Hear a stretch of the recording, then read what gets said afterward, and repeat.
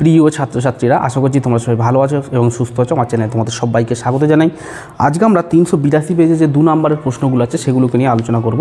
ঠিক আছে, প্রথমের যে অঙ্কগুলো বলেছে খুবই ইম্পর্টেন্ট, প্রথমের অঙ্কটা বলতে গেলে। তো ওটা স্টার্ট করা যাক। হ্যাঁ, আর একটা শুরু করার আগে একটাই কথা, যারা চ্যানেলে নতুন আছো অবশ্যই কী করবে, চ্যানেলটিকে সাবস্ক্রাইব করে ভিডিওটিকে লাইক করবে এবং বন্ধুদের মধ্যে প্রচুর পরিমাণে শেয়ার করবে এবং ভিডিওটা কেমন লাগছে তোমাদের কিন্তু অবশ্যই কমেন্ট বক্সে জানাবে।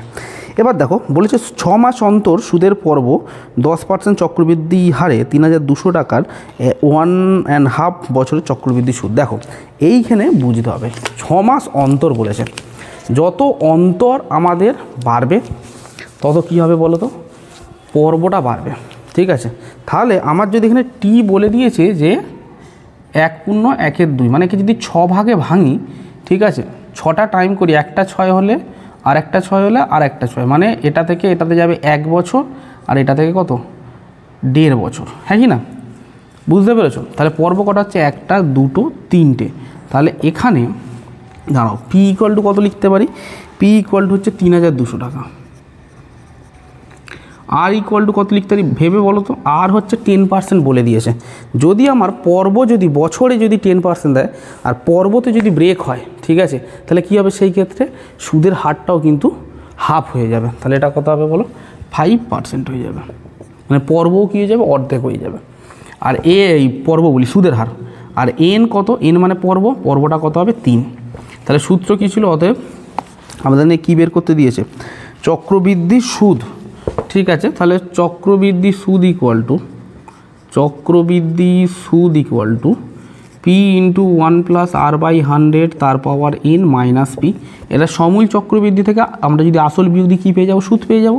তাহলে এখানে চলো, পি এর ভ্যালু কত? 3200 টাকা ইন্টু 1+5/100 তার পাওয়ার n মানে 3 মাইনাস 3200, এটাই তো। তাহলে দেখো তো 3200, এটা কত হবে তোমার? এটা কাটো 5 20 100, মানে এটা 20 লসাগু যাবে, 20 একে 20 প্লাস 1 তার কত হবে? Whole cube minus 3200। তাহলে 3200 ইন্টু 21/20 ইন্টু 21/20 ইন্টু 21/20 কেন করলাম বলতে পারবে? দেখো এইখানে আমরা কি করলাম, এটা কিউব করে দিয়েছিলাম না, সেই জন্য 3 বার ভাগ হয়েছে, মাইনাস 3200, একটা শূন্য একটা শূন্য একটা শূন্য একটা শূন্য। তাহলে এটা কত হবে? 32। আর এটা কত হবে বলো? এর ক্যালকুলেশানটা একটু কমপ্লেক্স টাইপের হবে। 32 ইন্টু 21/2 অ্যান্ড কত হবে? এটা 21, আর এটাকে 10 লেখো, 10 দুগুণে কত? 20 লিখতে পারি। তাহলে এটা কাটলে এটা মানে 2টো 8, মানে কত? এই সরি 2টো 2, 3টে 2 মানে কত? 8। এটা কত হয়ে যাবে? 4। কথাটা কি বুঝতে পেরেছো? এটা করলে কত হবে? ঠিক আছে, টুকরো টুকরো করে কাটি যদি বুঝতে না পারো, চলো। তাহলে কাটলে এটা কত হবে? 16, আবার 2 দিয়ে কাটলে এটা 8, আবার 2 দিয়ে কাটলে 4। তাহলে আলটিমেটলি কত হচ্ছে? 4 গুণ 21 গুণ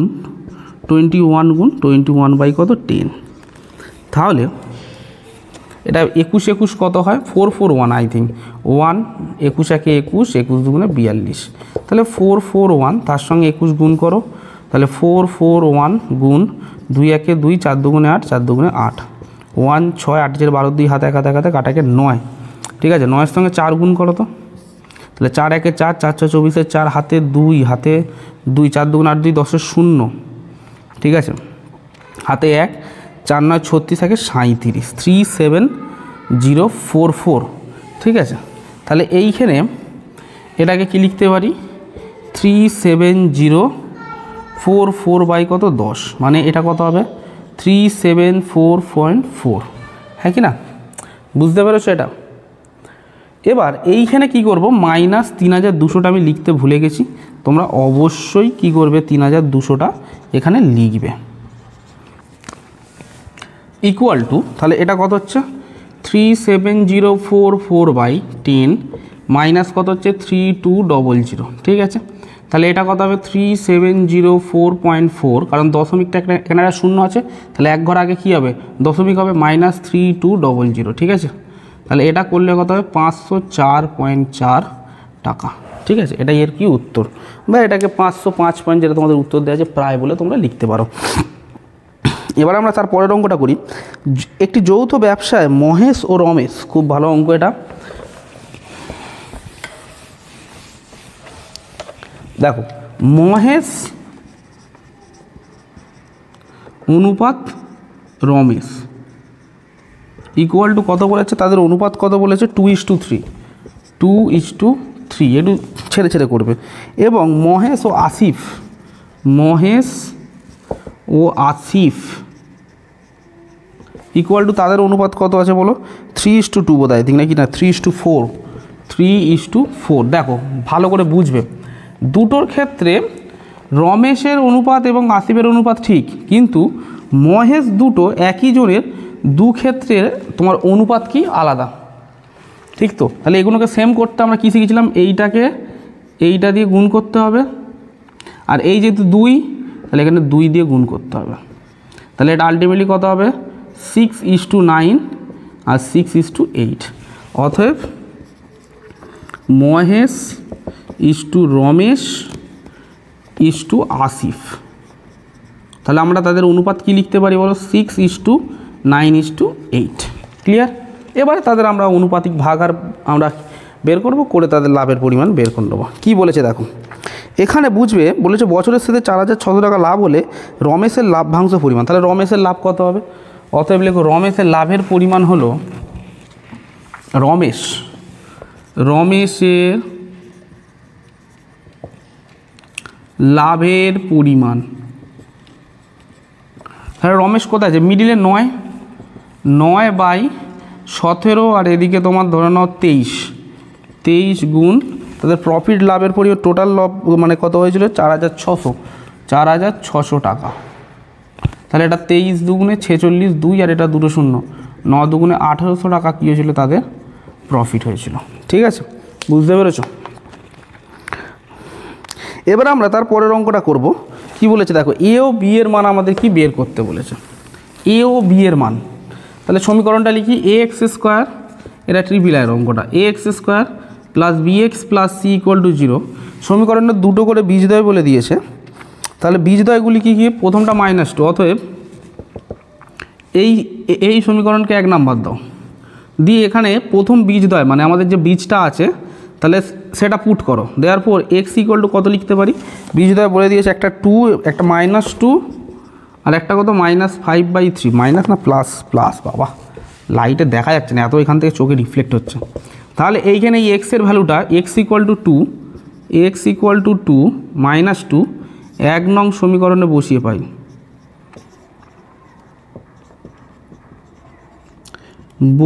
পাই, তাহলে কত হবে, a -2 তার whole square plus b into -2 plus c equal to 0।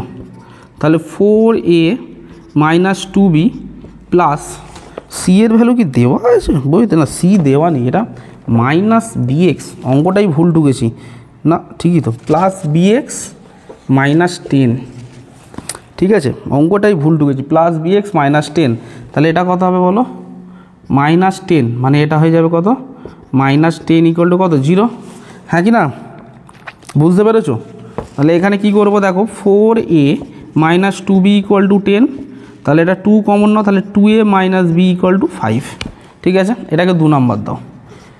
ওকে, এবার সিমিলারলি x ইকুয়াল টু 5/3 বসিয়ে পাই বলে লিখবে, লেখার পরে তোমার a 5/3 তার whole square plus b 5/3 -10 equal to কত হবে বলো 0।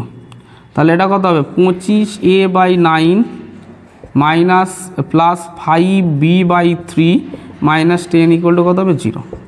তাহলে এদের ক্ষেত্রে 9 লসাগু যাবে, তাহলে 25a প্লাস তোমার 3 5 15b equal to 9 10 90 equal to 0। তাহলে এটা দিয়ে আমরা যদি 5 দিয়ে কাটাকুটি করি দেখো, তাহলে কি হবে, 5 কমন না, দাঁড়াও আগে এটা করে নিই তারপরে বলছি। 25a plus 15b minus 90 equal to কত 0, কারণ 9 0 কত হবে 0। তাহলে 5 কমন নাও, 5 5 25, তারপরে 5 3 15, এটা কত হবে 18 ইকুয়াল টু কত 0। তাহলে এটা 5a plus 3b minus 18 equal to কত হবে 0। ঠিক আছে, এটাকে তুমি 2 নাম্বার 3 নাম্বার সমীকরণ দাও। এবারে কি করব বলো, এইখানে আমরা এই দুটো সমীকরণকে কি করব, লসাগু করব। লসাগু করলেই অঙ্ক বেরিয়ে যাবে। অতএব লসাগু বলছি অপনয়ন করলেই বেরিয়ে যাবে। তাহলে 2a minus b equal to 5, 5a plus 3b equal to কত হবে 18, হ্যাঁ কি না? বা এটাকে এরকমও লিখতে পারো 5a plus 3b equal to 18 দিয়ে এটাকে 3 নম্বর সমীকরণ দিয়ে দাও। তাহলে এইখানে প্রথম ইকুয়েশনের সঙ্গে আমরা কত গুণ করব, 3 দিয়ে গুণ করি, দ্বিতীয়টার সঙ্গে 1 দিয়ে গুণ করি। তাহলে করলে কত হবে, 3 দুগুণে 6a minus 3b equal to 15, আর এটা 5a plus 3b equal to 18। এটা কেটে যাবে, তাহলে অটোমেটিক কাটছে, তাহলে এগুলো যোগ হবে। 11a ইকুয়াল টু 15 33, তাহলে a ইকুয়াল টু কত হবে 33/11 মানে 3। আর b এর ভ্যালু কত হবে বলো, এখানে বসাও, যে কোনো একটাতে বসিয়ে দাও। 1 নং সমীকরণে লিখবে যে a ইকুয়াল টু 3 বসিয়ে পাই, 1 নং সমীকরণে a ইকুয়াল টু 3 বসিয়ে পাই লিখবে।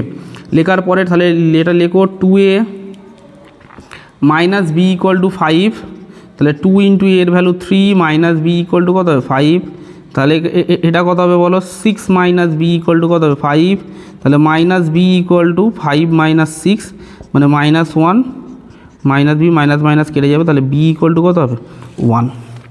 ঠিক আছে, এটা ছিল এই অঙ্কটার আনসার। তাহলে a এর ভ্যালু কত হলো 3 এবং b এর ভ্যালু কত হলো 1। এবার আমরা তারপরের অঙ্কটা করব IV, খুব ভালো প্রশ্ন। তাহলে কি বলেছে দেখো, √5 প্লাস √2, √5 প্লাস √2 এটা কত আছে বলো, ডিভাইডেড বাই 7, তো আমি একেবারে এটা করছি 7 equal to √35 plus √k by এটা কত হবে 7। তোমরা 7টাকে এরকমভাবে লেখো তো, √5 plus √2 by √7 equal to √35 plus √k by 7টাকে আমরা যদি ভাঙি √7 ইন্টু √7 আসবে তো, কারণ দুটো √7 থেকে একটা 7 আছে তো, তাহলে এই 7 কী হলো কেটে গেল। তাহলে এখানে দেখো √5 প্লাস √2 দেখো ক্রস গুণ করছি। তাহলে এটা একটা কাজ করো, এটা নিচে কিছু নেই, মানে অঙ্কটাকে টুকে নাও, তারপরে করছি। স্টেপ জাম্প করে লাভ নেই, কোথাও নাম্বার টাম্বার পরীক্ষার খাতায় স্টেপ জাম্প করলে কেটে দেবে। তাহলে এটা √7 হলো, হ্যাঁ। তাহলে এইখানে করো 1-এর সঙ্গে এটা গুণ, মানে এটাই পড়ে থাকবে। তাহলে √35 প্লাস √k ইকুয়াল টু √7 গুণ √5 প্লাস কত হবে √2। ঠিক আছে, তাহলে এটা করলে কত হবে √35 প্লাস √14, যেমন গুণ হয় তেমনই গুণ হবে, শুধু রুট থাকবে। তেমন কী হবে √35 প্লাস কত হবে √k, তাহলে √k ইকুয়াল টু কত হবে বলো, তোমার এটা কত হবে √35 প্লাস √14 মাইনাস কত হবে √35, তাহলে এটা কেটে গেল। তাহলে √k ইকুয়াল টু কত হবে √14, তাহলে k ইকুয়াল টু কত হবে বলো, এদিকে বোথ সাইড স্কোয়ারিং করো, করলেই কি এর মানে বেরিয়ে যাবে। তাহলে k ইকুয়াল টু কত হবে শুধু 14। এটা খুব ভালো অঙ্ক ছিল, কিন্তু নতুন অঙ্ক বলতে গেলে না। এবার আমরা এর পরের অঙ্কটিকে করব। কি বলেছে দেখো, বলেছে যে ও কেন্দ্রবৃত্তের AB একটি ব্যাস, খুব ভালো প্রশ্ন। ও কেন্দ্রবৃত্তের AB একটি কি বলেছে ব্যাস, দেখো বুঝবে অঙ্কটা। এটা যদি ও কেন্দ্রবৃত্ত হয়, সেই ও কেন্দ্রবৃত্তের AB হলো কি একটা ব্যাস। ঠিক আছে, এবার বলেছে যে AB পারপেন্ডিকুলার টু CD, মানে ধরে নাও এইখান থেকে একটা পারপেন্ডিকুলার ড্র করছি, যার নাম হচ্ছে C এবং কি D, এটার নাম দাও AB। ঠিক আছে, এটাকে কেন্দ্র ধরে নাও। ওকে, এবার বলেছে যে ADC মানে এই কোণটা ADC 50 ডিগ্রি, তাহলে এটাকেও ড্র করে নাও। তাহলে এটাও আমাদের কি লজিক্যালি 50 ডিগ্রি হবে, তার প্রমাণ করছি দাঁড়াও। CAD আমাদের বের করতে হবে। তাহলে এটা ও কেন্দ্রবৃত্ত। তাহলে এখান থেকে দেখো ABটা কি হলো লিখতে হবে, 2 নম্বরের প্রশ্ন। AB কী হবে বলো, ব্যাস। ঠিক আছে, অ্যাঙ্গেল ABD ভালো করে বলছো, ABD ইকুয়াল টু 90 ডিগ্রি। এই কোণটা কী হবে 90 ডিগ্রি। কেন হবে, বৃত্তের স্পর্শক যদি হয় সেখান থেকে যদি কেন্দ্র থেকে একটা যদি ব্যাসার্ধ ড্র করি কী হয়, স্পর্শকের সঙ্গে 90 ডিগ্রি কোণ তৈরি করে, এটাই তো শিখেছিলাম। তেমনই দেখো এবিসি হবে কত ডিগ্রি, এবিসি হবে কত 90 ডিগ্রি। ভালো করে বোঝো, তাহলে এটা যদি 90 ডিগ্রি হয় তাহলে এই কোণটা কত হবে, অতএব ত্রিভুজ এবিডি থেকে পাই কি পাই, এক নাম্বার জিনিস হচ্ছে যে angle ABD plus angle BAD plus ADB equal to কত হবে 180 ডিগ্রি। তাহলে আমাদের কি বের করতে হবে, বিএডি এটাকে, তাহলে এটা কত 90 degree plus BAD plus 50 degree equal to 180 degree. তাহলে বিএডি কত হবে বলো, 180 মাইনাস 90 মাইনাস কত হবে 50 ডিগ্রি। তাহলে এটা কত হবে বলো, শুধুমাত্র 40 ডিগ্রি। বুঝতে পেরেছো? সিমিলারলি যদি এই কোণটা যদি 50 ডিগ্রি হয়, এই কোণটাও কত হবে 50 ডিগ্রি, মানে লিখবে, কারণ এগুলো সর্বসম ত্রিভুজ মানে ত্রিভুজ হয়ে যাবে। ঠিক আছে, তাহলে এখানে কত হবে বলো, অতএব অ্যাঙ্গেল এসিবি, ঠিক আছে, কত হচ্ছে 50 degree equal to angle ADB, এটাই। তাহলে এটাও যদি 50 ডিগ্রি হয় তাহলে এই কোণটাও কত হবে, সেই 40 ডিগ্রি। ঠিক তো? একইভাবে অ্যাঙ্গেল সিএবি কত হবে বলো, 40 ডিগ্রি। অতএব এই দুটোকে যোগ করে দাও, অতএব সিএডি ইকুয়াল টু কত হবে 40 degree plus 40 degree equal to কত হবে 80 ডিগ্রি। এটা যদি 50 হয় 50, আর এটা 180 মাইনাস, এইভাবেও করা যেতে পারে। ঠিক আছে, চলো এবার তারপরের অঙ্কটা করিনি। তারপরের অঙ্কটাও কিন্তু ভালো প্রশ্ন বলেছে, যে এবিসিডি একটি ট্রাপিজিয়াম বলেছে, খুব ভালো প্রশ্ন। আর ছবিটা আগে ড্র করব, ছবি ড্র করলে অঙ্ক হয়ে যাবে। এবিসিডি একটি কি বলেছে, ট্রাপিজিয়াম। ওকে, এবিসিডি কি বলেছে, একটি ট্রাপিজিয়াম যার এবি প্যারালাল টু সিডি। তাহলে এটার নাম দাও এবিসিডি। তাহলে এবি প্যারালাল টু কত হলো বলো, লিখবে এরকমভাবে সিডি, এবং তার পি কিউ যে বিন্দুটা আছে এরকমভাবে ছেদ করেছে, পি এবং কিউ। ঠিক আছে, তাহলে এখান থেকে একটা জিনিস বলতে পারি যে পি কিউ বিন্দুটা যেভাবে একে ছেদ করেছে এবং P Q parallel to DC. হ্যাঁ, পি কিউটা কি প্যারালাল টু কত হবে, DC. P Q parallel to DC বা সিডি একই ব্যাপার। ঠিক আছে, এবার বলেছে পিডি হচ্ছে 18, আর এখানে বলেছে বিকিউ হচ্ছে 35, আর সিকিউ হচ্ছে 15। কোথায় দেখি, সিকিউ বা কিউসি হচ্ছে 15 সেমি, সব সেন্টিমিটারের অঙ্ক আছে কিন্তু সোজা অঙ্ক সেন্টিমিটার। তাহলে এটা আমাদের ফাইন্ড করতে হবে, এদের রেশিও কী ছিল, অতএব DP by AP equal to CQ by BQ, এটাই ছিল তো। তাহলে এখান থেকে আগে বের করো, তাহলে ডিপির মান কত, ডিপির মান হচ্ছে 18 by AP equal to CQ কত বলেছে 15 সেন্টিমিটার বাই কত হবে বলো 35। তাহলে 15 এপি ইকুয়াল টু 35 গুণ 18। ওকে, বুঝতে পেরেছো? তাহলে এটাকে যদি ব্রেক করি তাহলে এপি ইকুয়াল টু কত হবে, এপি ইকুয়াল টু 35 গুণ 18 বাই 15, 5 3 15, 5 7 35 আর 3 6 18, 6 7 কত হবে, এটা 42 সেন্টিমিটার। অতএব এডি কত হবে, আমাদের এডি তো বের করতে বলেছে, হলে এডির দৈর্ঘ্য। তাহলে এডি কত হবে, AD equal to DP plus AP. তাহলে এটা 18 প্লাস 42 সেন্টিমিটার, মানে এটা 60 সেন্টিমিটার। ক্লিয়ার? বুঝতে পেরেছো? এবার আমরা তার পরের অঙ্কটিকে করব। কি বলেছে দেখো, বলেছে যে sine 2 theta equal to cos 4 theta. খুব ভালো প্রশ্ন এটাও। ত্রিকোণমিতির অঙ্কগুলো প্রতি বছরই একটু ঘোরানো ফেরানো থাকে।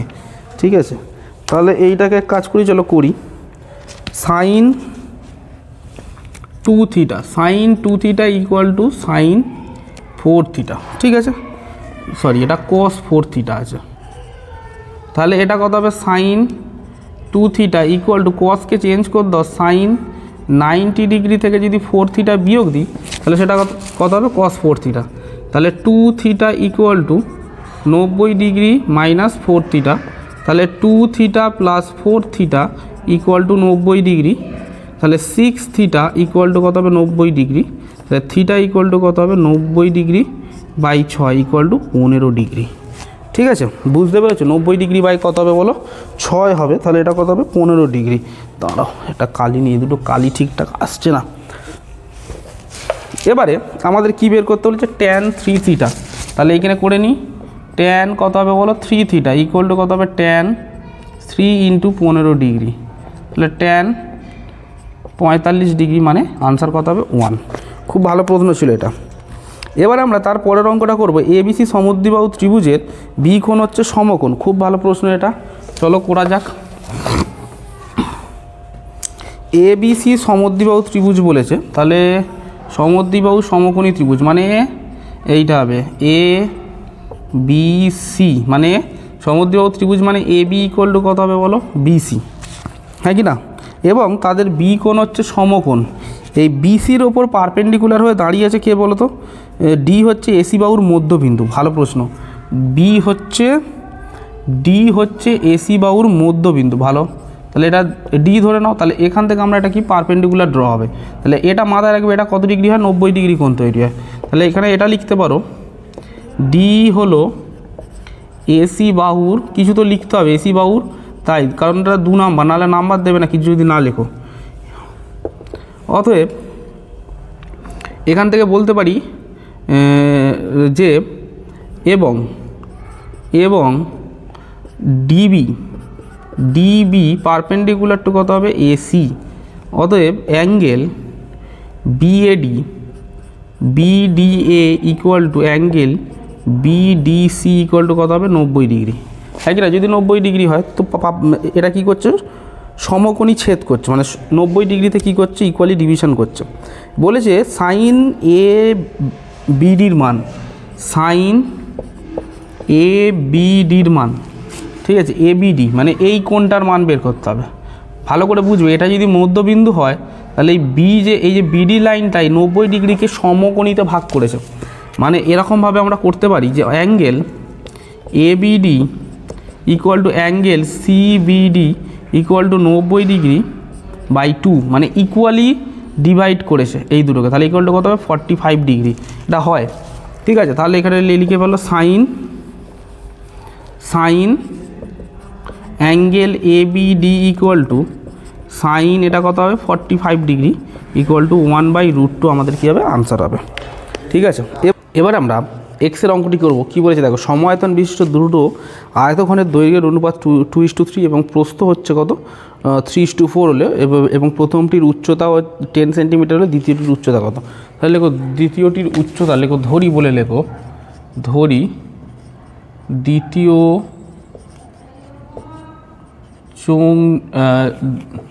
দ্বিতীয় আয়তঘনের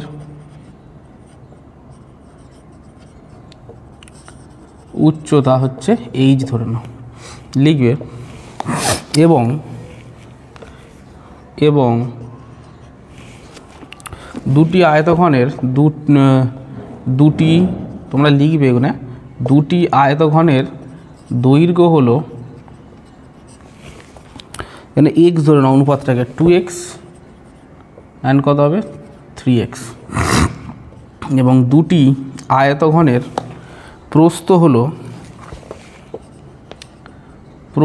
হলো কত হবে বলো, 3:4 বলেছে। তাহলে 3:4 মানে 3, এটাকেও x ধরে নিতে পারো না, এটাকে y ধরো, 3y অ্যান্ড 4y। তাহলে এদের আয়তনের সূত্র কী ছিল, LBH। দেয়ারফোর প্রথম আয়তঘনের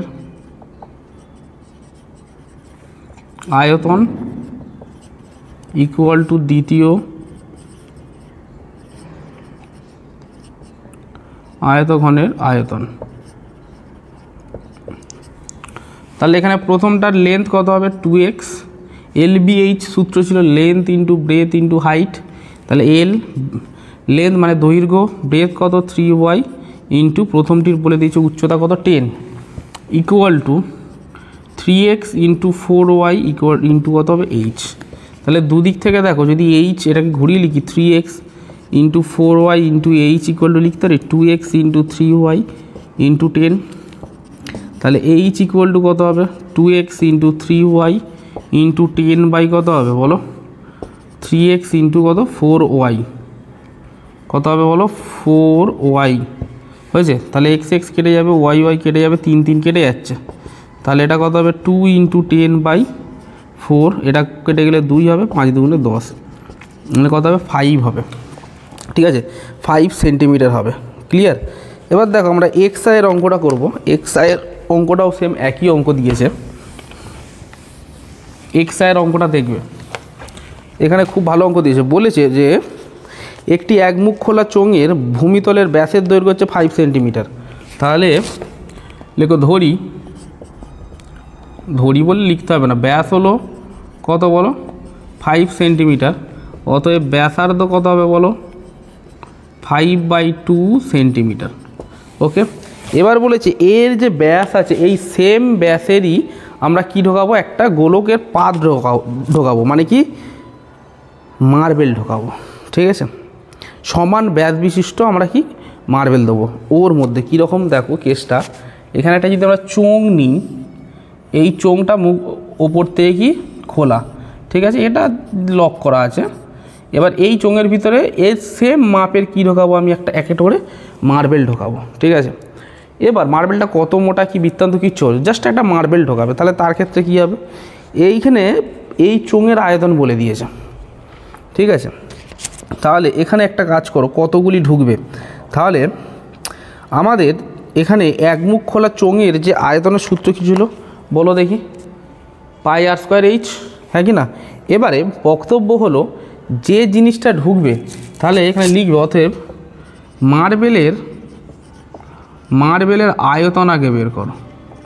মার্বেলের আয়তন কত হবে 4/3 পাই আর এর কিউব, মানে 5/2 তার হোল কিউব। তাহলে এটা কত হবে 4/3 পাই ইন্টু, এটা এরকমই রেখে দাও দরকার হলে, পরে গিয়ে আমরা দেখবো ওকে।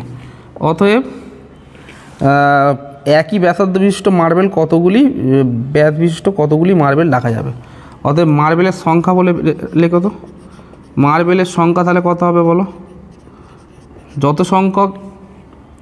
তাহলে আমরা এখানে কি করব, প্রথমটার আয়তন মানে 687.5 বাই কত এই 4/3 পাই আর কিউব, মানে হচ্ছে এটা 5/2 ইন্টু কত হবে 5/2। জিনিসটা কি করলাম দেখো, এর আয়তন যত হবে, এই একমুখ খোলা চোঙের আয়তন যা হবে, সেই আয়তনেরই আমরা কি মার্বেল রাখতে পারবো। ঠিক আছে, কিন্তু বক্তব্য হলো এখানে ভালো করে জিনিসটা ফিল করো, মার্বেল যেটা হবে সেটা চারকোনাচি হবে না, এখানে গোল টাইপের মার্বেল হবে। কী হবে, গোল টাইপের কি রাখতে পারবো আমরা, মার্বেল রাখতে পারবো। বুঝতে পেরেছো? ইকুয়াল টু 687.5 ভাগ 4 ইন্টু 22 ইন্টু 125 ইন্টু কত হবে 3 7 21 গুণ 8। এটাকে তোমরা বাড়িতে ক্যালকুলেশন করলে তোমরা হবে 21/2 ইকুয়াল টু 10.5 টি, বা তোমরা এটাকে ওরকম তো হয় না, এখানে 10টি বলে লিখতে পারো। এই অঙ্কটা অ্যাকচুয়ালি ভুল দেওয়া আছে। কীরকম বলি শোনো, কেন বলছি ভুল দেওয়া আছে। ধরো একটা পাইপের ভিতরে তুমি যদি এটা মার্বেল যদি ঢোকাতে চাও, তখন কি হবে, পাইপের যা আয়তন মার্বেলের তা আয়তন কী হবে, সমান হবে। বুঝতে পেরেছো? পাইপের যা আয়তন হবে, মার্বেল যদি তুমি ঢুকিয়ে ফিল করো, তাহলে সেই মার্বেলের আয়তনে কী হবে, সেম হবে। ঠিক আছে, এবং বা আরও একটা বলা যেতে পারে যে এখানে পুরো পাইপটার আয়তন যা হবে, ঠিক আছে, সেটাকে দিয়ে যদি আমি ওই একটা মার্বেলের আয়তন যদি আমরা ভাগ দিতে পারি, তাহলে কটা ঢুকবে আমাদের বলে দেওয়া আছে, মানে আসবে, মানে নাম্বার অফ এলিমেন্ট বা নাম্বার অফ মার্বেল কটা থাকবে এই চোঙের মধ্যে, সেটাকে আমরা বলতে পারি। কিন্তু বক্তব্য হলো এইখানে যে অঙ্কটা আছে না, এখানে মার্বেল যদি আমি গোলক আকৃতিও আমি যদি ধরি, সেখানে এটা অঙ্কটা মিলবে না, যে তোমাদের যে উত্তর দেওয়া আছে ভিডিওতে মিলবে না। এবং সিমিলারলি এখানে মার্বেলটা কীরকম টাইপের বলে দেয়নি। আমরা এতদিন বাড়িতে মার্বেল দেখেছি, মার্বেলের ধরো কিছু না কিছু মোটা থাকে। ধরো এটা যদি একটা মার্বেল হয়, ঠিক আছে, বা চারকোনাচি একটা হতে পারে মার্বেল এখানে, ঠিক তো। মার্বেল যদি চারকোনাচি হয় সেক্ষেত্রে সেটা তো মিনিমামটুকু এরকম মোটা থাকে রে বাবা, এরকম মোটা মার্বেল থাকে বা পাতলা মার্বেল থাকে, সেটাও কিন্তু এখানে বলে দেয়নি যে মার্বেলের উচ্চতাটা কত, সেটা বলে দেয়নি এখানে। এটা একটা কন্ডিশন। বা এটা যদি সার্কুলার টাইপের হয়, এটা যদি সার্কুলার টাইপের মানে সার্কেল হয়, ঠিক আছে, সেই ক্ষেত্রেও কিন্তু বলতে গেলে এর মিনিমামটুকু উচ্চতা আমাদের যদি কতটা মোটা সেটাও যদি বলে দিত, তাহলে কিন্তু আমরা বৃত্তের সঙ্গে হাইট গুণ করতাম, মানে পাই আর স্কোয়ার এইচ গুণ করলে সব পাতগুলো ধীরে ধীরে বেরিয়ে যেত। কিন্তু এখানে কিছুটাই বলে দেয়নি। মানে এখানে উচ্চতাটা দেওয়া উচিত ছিল যে মার্বেলটা কতটা মোটা বা পুরু, সেটা বলে দিলে অঙ্কটা কিন্তু খুব নেমে যেত। মানে অ্যাকচুয়ালি বলতে গেলে জিজ্ঞাসা চিহ্ন দেওয়া কোশ্চেন এটা, ঠিক আছে, মানে আনক্লিয়ার কোশ্চেন, ক্লিয়ার নয় কোশ্চেনটা। তো এটাই ছিল এই অঙ্কটার আনসার। এবার তোমরা যারা মানে মানে দেখো এটার কিছুটা পোর্শন মিলবে, তোমরা যদি এটাকে চারকোনাচি যদি দিয়ে করতে থাকো, এটা যদি চারকোনাচি হয় তাহলে এর ব্যাসার্ধ সমান বলেছে, চারকোনাচি হওয়ারই কোনো প্রশ্ন নেই, ঠিক আছে, চারকোনাচি হবে না। মানে বলতে গেলে আমি বলতে চাইছি যে বর্গক্ষেত্র বা আয়তক্ষেত্র করলেও এটা হবে না, ঠিক আছে। তো এটা যদি তোমরা যদি করতে পারো অবশ্যই কমেন্ট বক্সে বলো, আমি অবশ্যই পিন করে দেবো, ঠিক আছে। তো দেখো এবারে তারপরের অঙ্কটা XII, এই অঙ্কটা প্রতিটা পেজের অঙ্ক, খুবই ইম্পর্টেন্ট অঙ্ক, প্রতি বছরই পেজে থাকে, আগের পেজেও করিয়েছি, তোমরা এটা বাড়িতে করে নিও। এবং সিমিলারলি দেখো আমি এইখানে একটা অঙ্ক করাইনি, VI এর অঙ্কটা 8 সেন্টিমিটার এবং 3 সেন্টিমিটার ব্যাসার্ধ বিশিষ্ট দুটি বৃত্তের কেন্দ্রদ্বয়ের মধ্যে দূরত্ব 13 সেন্টিমিটার হলে বৃত্ত দুটি সরল সাধারণ স্পর্শক। এটা বহুবার করিয়েছি, এবিটিএ পেজে বহুবার আমাদের কি আছে, ঠিক আছে। মানে এটা ছবিটা কীরকম হবে, একটা বড় বৃত্ত হবে, একটা কী হবে বলো, ছোটো বৃত্ত, ঠিক আছে। এটা একটু হেলিয়ে করো, তাহলে এই বৃত্তটা, তাহলে বলেছে এদের কেন্দ্রদ্বয়ের মধ্যে ডিস্টেন্স কত 13, এইটা 8 আর এটা 3, তাহলে রিমেনিং কোনটা পড়ে থাকছে, তাহলে এটাও কি কত হবে, 3 হবে। তাহলে এই যে ছোটো পোর্শনটা ছবিতে মনে হচ্ছে ছোটো, তাহলে এটা কত হবে বলো, 5 হয়ে গেল। তাহলে এটাও 13 হয়ে গেল, হ্যাঁ কি না। তাহলে এটা যদি 13 হয় তাহলে এটা কি বলো, সমান্তরাল লাইন, তাহলে এটা কত হবে 13। তাহলে এইখানে দেখো এটা 90 ডিগ্রি হচ্ছে, ঠিক তো, 13 13 169 মাইনাস কত হবে 25, মানে 140, এটা 12 হবে, ঠিক আছে। এটা অনেকবার করেছি যার জন্য আমি শর্টকাটে করিয়ে দিলাম, ঠিক আছে। তো এই ছিল আজকের এই অঙ্ক, ঠিক আছে। তো আজকের মতন এখানে এই ভিডিওটা সমাপ্ত করছি। প্রতিনিয়ত এরকম টেস্ট পেপারের কিন্তু পেজ আমরা সলিউশন করে তোমাদের জন্য আপলোড করব, তার জন্য একটাই করতে হবে, তোমাদের চ্যানেলটিকে সাবস্ক্রাইব করে রাখতে হবে, ঠিক আছে। তো আজকের মতন এখানে এই ভিডিওটা সমাপ্ত করলাম।